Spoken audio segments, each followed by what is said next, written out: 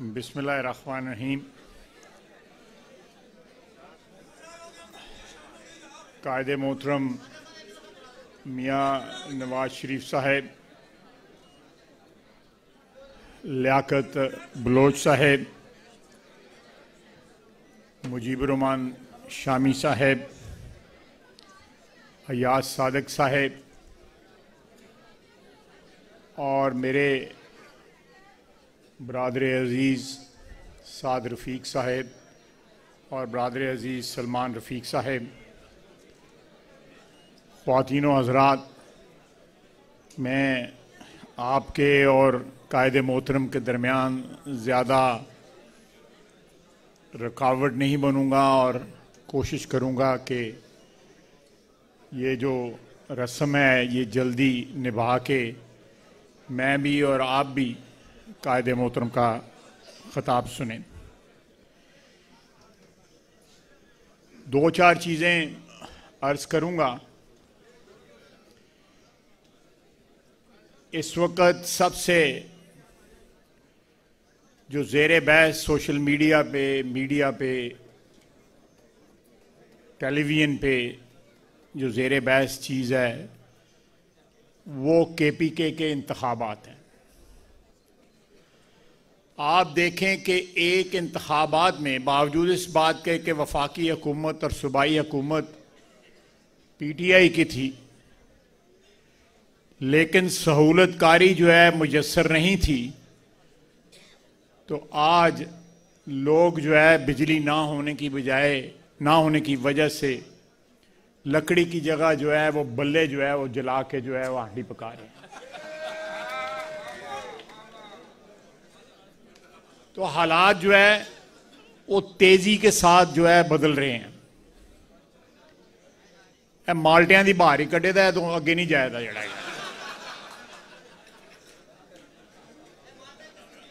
इस सवा तीन साल के अंदर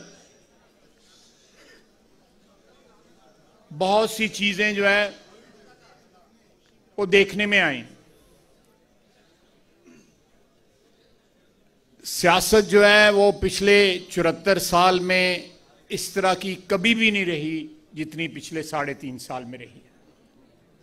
हर लिहाज से सियासत जो है पाकिस्तान में एक गाली बन गई। जो नए नए रिवाज और नई नई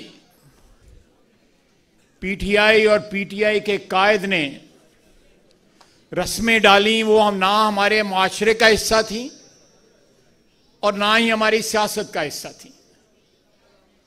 लेकिन कुछ ऐसी बातें हैं जो मैं आप लोग सारे मियाँ नवाज शरीफ के बशमूल मेरे वर्कर हैं, जो पिछले 74 साल में नजर ना आई। मैं नेशनल असेंबली के हवाले से बात करूंगा कि हर दौर में जब हम अपोजिशन में थे, कोई ना कोई शिकस्त और रेख हमारी पार्टी की हुई। अल्लाह ताला के फजलो करम से 2018 की धांधली दजा इलेक्शन के बाद हमारे 83 MNA थे। आज भी अल्लाह के फजल से 83 के 83 MNA जो है नवाज शरीफ के साथ खड़े हैं। ये वफादारी की एक नई मिसाल है और मैं जहां उन मेंबरान को क्रेडिट देता हूं, वहां सबसे बड़ा क्रेडिट जो है नवाज शरीफ को देता हूं कि उन्होंने अपने बयानिए के लिए जो कुर्बानियां दी और जिस कमिटमेंट का मुजाहरा किया, उन्होंने, उनके भाई ने, उनके भतीजे ने, उनकी बेटी ने, उनके बाकी खानदान के अफराद ने, पाकिस्तान की तारीख में एक ज़रबुल मिसल बन गया। ये नई रवायत है कि जॉइंट सेशन में 203 वोट जो है वो अपोजिशन ने, अगर एक रात कबल जो है वो टेलीफोन ना बजे होते तो 224 जो है वो 216 थे वोट। 216 से ये हो सकता है 100 कुछ रह जाते PTI के, और वो जॉइंट सेशन वाले दिन ही पीपल्स पार्टी पीटीआई की हुकूमत का जो है वो खात्मा हो जाता। ये अच्छी रवायतें हैं और ये वफा की रीत जो है, ये वफा की जो एक रस्म डाली है, उसका 100% क्रेडिट जो है वो नवाज शरीफ को जाता है। मैं यहां पे कुछ मेरे दोस्तों ने, स्पीकर साहब ने कुछ बातें की, कुछ साद रफीक साहब ने बातें की, बाकी ज़ोअमा ने भी बातें की। मैं बुजुर्गवारम ख्वाजा रफीक शहीद साहब को 1964 से जानता था, अपने वालिद के हवाले से। यहां मेरा ख्याल है लियाकत बलोच साहब ने हवाला दिया, मार्च 1966 में मोची दरवाजे में जो जलसा हुआ, वो गिरफ्तारियां पेश हुई, जलसा कम था, वो गिरफ्तारियां पेश करने की रस्म थी। मुझे फ़ख्र है कि मैं वहाँ पे मौजूद था। मेरी उम्र 15-16 साल थी, लेकिन अपने वालिद के हवाले से, एक अयूब खान के ख़िलाफ़ तहरीक के हवाले से, बहुत बड़ा नाम है। और खुशी की बात है कि दोनों फर्जंदान ने उस गुडविल में, उस रवायात में इजाफा किया है और ये कुर्बानी की जो है रस्म जो है इसको जिंदा रखा है। और आज पाकिस्तान मुस्लिम लीग की तारीख में इन दोनों भाइयों का नाम, और पिछले 25 साल के नशेबो फराज में इन दोनों भाइयों का नाम जो है वो जली हरूफ में पाइंदा और रखशंदा है। यहां पे मेरे दोनों भाइयों ने, साद रफीक ने और अयाज सादक ने कहा कि वो 9 दिन उसने कैद का डीजी खान में, मेरा ख्याल है वो कैद था, मियाँ वाली, मेरा ख्याल है डीजी खान में कैद था। चलें कोई नहीं, जहां भी कैद था। ये जंग जेल में हम थे और वहां पे बहुत सारे लोग दूसरी जेलों से वहां पे ट्रांसफर किए गए कुछ 15 दिन के बाद। ये नवंबर 2007 का मेरा ख्याल है ये वाकया है। उनसे पूछा गया, लोगों ने पूछा, जो लोग आए उन्होंने कहा आपकी जेल में और कौन कौन था? उन्होंने कहा हमारे साथ इमरान खान भी था, और वो चंद दिनों के बाद रिहा हो गया था। वो किस तरह रिहा हुआ? कहते 4 के 5 दिन रहा, सारा दिन बैठ के रोता रहता था। और फिर उसने उस वक्त की काफ लीग की हुकूमत जो है उसके साथ कोई गुफ्तगू की किसी के जरिए, और उस वक्त के पंजाब के हुक्मरानों ने उसके जो डिटेंशन के ऑर्डर जो है वापस लिए और वो घर आ गया। ये जितना दलेर है, जिन्हों ने मुंडिया ने चढ़ के पिछले 3 साल दियां बड़का मारा, सानू ਉਹਦਾ भी पता है। तो ये सारे राज जो हैं, इसकी अपनी कोई गुडविल नहीं, इसका कुछ अपना कुछ भी दाव पे नहीं लगा हुआ, ना सियासत, ना कोई और कोई दौलत और कुछ भी नहीं लगा हुआ। पाकिस्तान में एक बड़ी तादाद में वोटरों ने भी, सपोर्टरों ने भी और स्पॉन्सर्स ने भी ये सोचा कि ये तब्दीली आएगी। उस तब्दीली के लिए कितनी बड़ी कीमत कौम को अदा करनी पड़ी। एक सफर, तरक्की का सफर जो नवाज शरीफ की क़यादत में जारी और सारी था, उस सफर जो है वो रुक गया। पापड़ बेलने पड़े।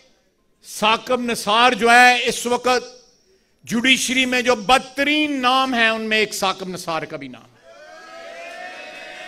जस्टिस मुनीर से लेके आप अदलिया का सफर देखें। अदलिया का मुझे बड़ा एहतराम है, अदलिया ने बड़ा बड़ा फैसला भी दिया हुआ है। 1993 में हमारी हुकूमत बहाल भी की थी अदलिया ने, वो भी एक तारीखी फैसला था।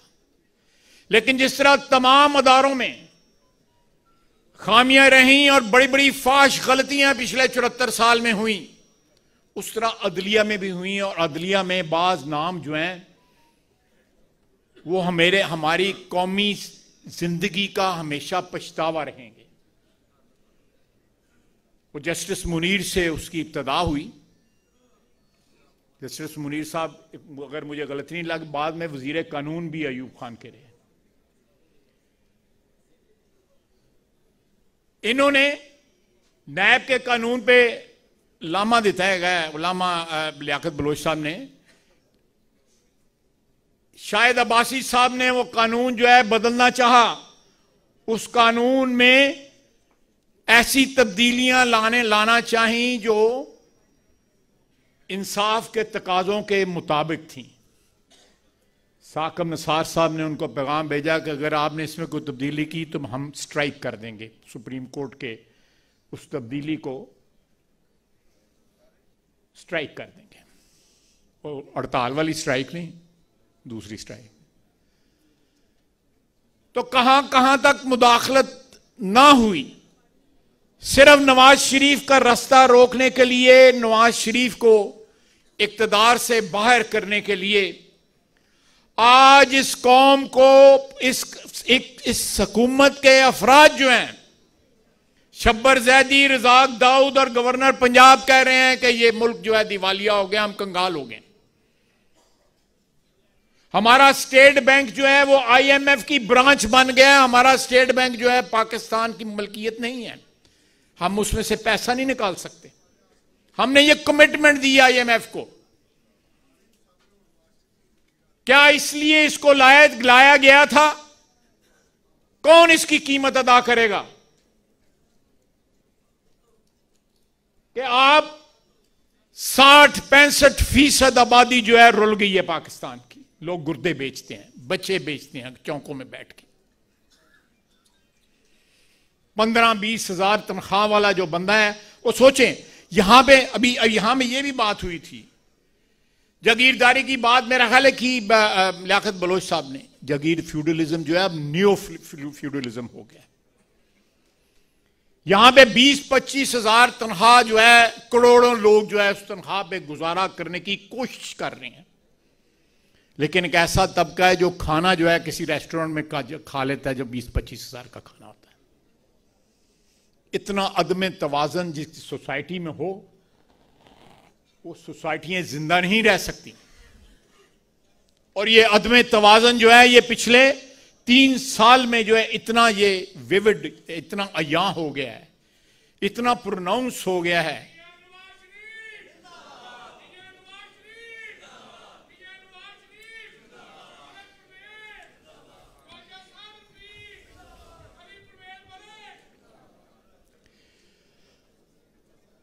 तो ये रुझानात इस वक्त, मजहबी रुझानात भी जो हैं, वो मजहबी रुझानात नहीं है मुतशद्दद। वो बुनियादी तौर पे जो माशी महरूमियां हैं, वो मजहब में मुतशद्दद रुझानात का यह शक्लदार रही हैं। मैं लंबी बात नहीं करूंगा, लेकिन क्योंकि ये माजी करीब में ये वाकयात जो है हुए हैं। आज के मौजू के हवाले से लियाकत बलोच साहब ने कहा कि हमें गलतियों का एतराफ़ करना चाहिए। तमाम अदारों को, तमाम जो बरादरियाँ अशराफिया का जो हिस्सा है, उनको ज़रूर करना चाहिए।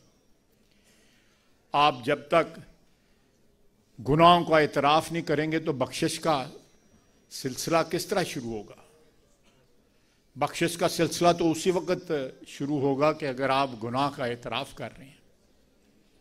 हमें मिन हैसल कौम जो है, अगर हमने मौजूदा अजाब से जान छुड़ानी है तो मिन हैसल कौम जो है हमें इन गुनाहों का, जो 74 साल में इज्तिमाई तौर पे हमसे हुए हैं, और उसका एक वाहिद इलाज है कि इस मुल्क में आइन की हुकूमत हो।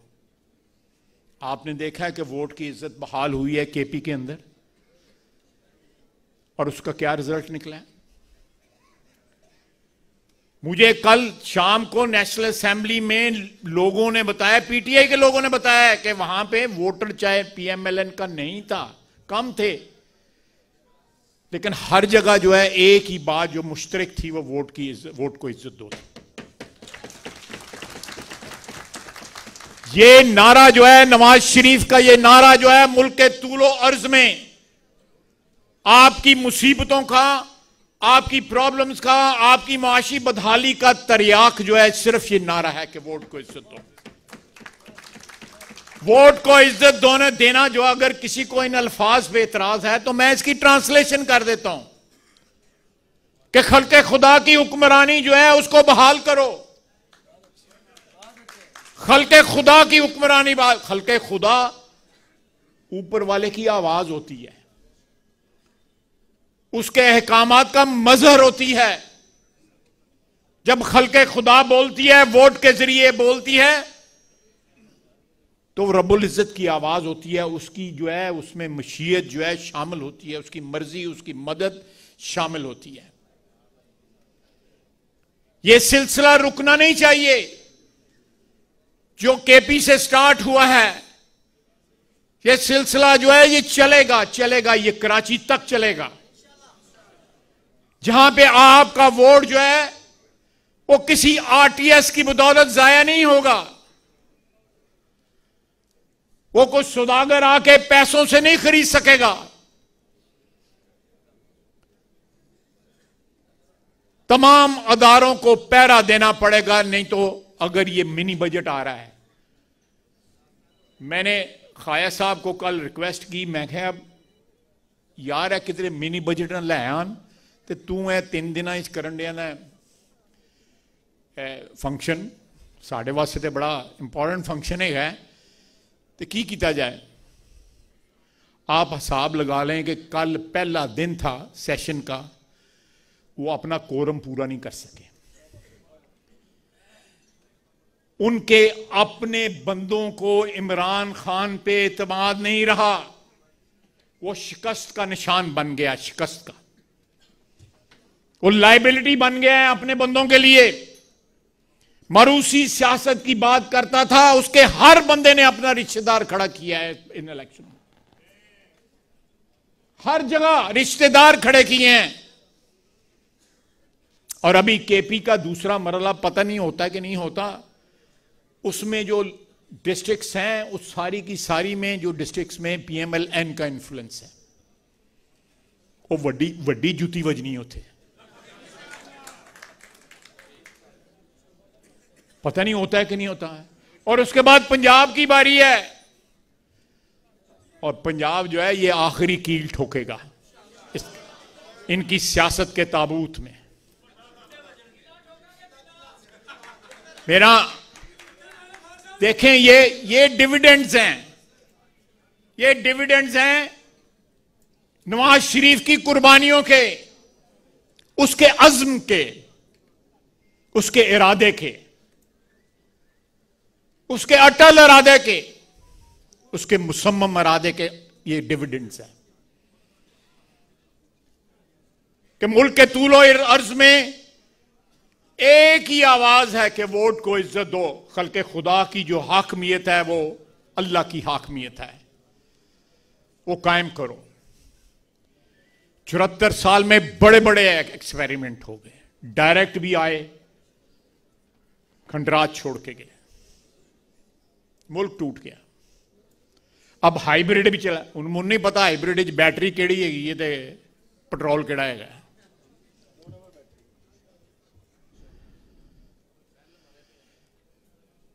हाइब्रिड भी फेल हो गया। आप एक तजर्बा जो है वो वोट को इज्जत दे के भी करके देखें, कामयाब होगा। जो नीयतां दे फल होंदे ने, 2018 नीयतां ही भैड़ियां ही सन। क्या मिला है? ये नीयतों का फल है ना, ये जो हो रहा है हमारे साथ, बिजली का स्कैंडल, यानी एलएनजी इंपोर्ट नहीं की जा रही ताकि डीजल का जो माफिया है, आरएफओ का जो माफिया है, उसको मोबिलाइज किया जाए। 8 से 11 रुपए बिजली महंगी जो है बनाई जा रही है इस वक्त, एलएनजी ना इंपोर्ट करके, कि एलएनजी के प्लांट इस वक्त बंद है। मैं आज की बात कर रहा हूं, बंद है एलएनजी के प्लांट गैस ना होने की वजह से।